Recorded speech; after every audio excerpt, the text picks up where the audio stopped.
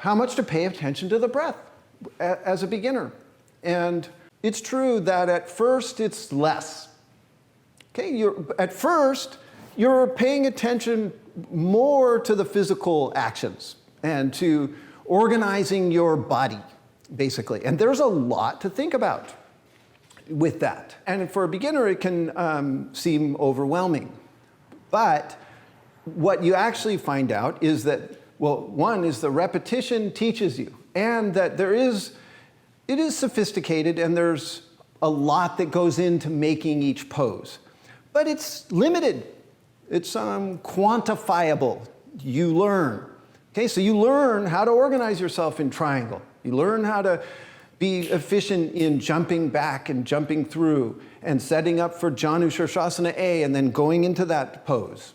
Okay, so it comes, that kind of ease with the physical actions. And so at first it's very rough. You're just doing your best to keep breathing and not hold your breath or not turn purple with strain.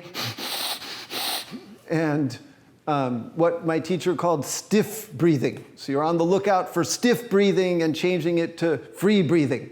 And then this idea of, in parentheses, beyond vinyasa and ujjayi.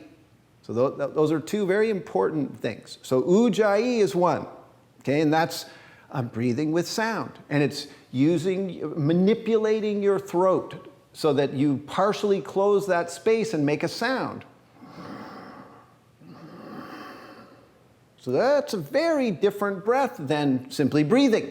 Okay, so the idea of free breathing, it actually means ujjayi, free breathing. There's two qualities to that ujjayi, or three qualities. Three qualities, okay? One is that there's sound. Just that simple. Okay, so that you are making sound with your breath. And then that sound, it's inviting. Okay, so if you're breathing very stiff and challenged, it's not an inviting sound. In fact, you don't want to listen to it at all. And also, if you breathe very inhibitedly, well, then you won't even hear a sound. Okay, so you're trying to work with that sound, and it's an inviting sound. And it's also you're able to get some measure of regulation of the breath. Some kind of control over it. Some kind of feeling of like, when I'm setting up for a position, I'm exhaling. And when I'm jumping, I'm inhaling. Okay, so, and the vinyasa and the breathing, the ujjayi, they go together. So it's called a breathing and movement system.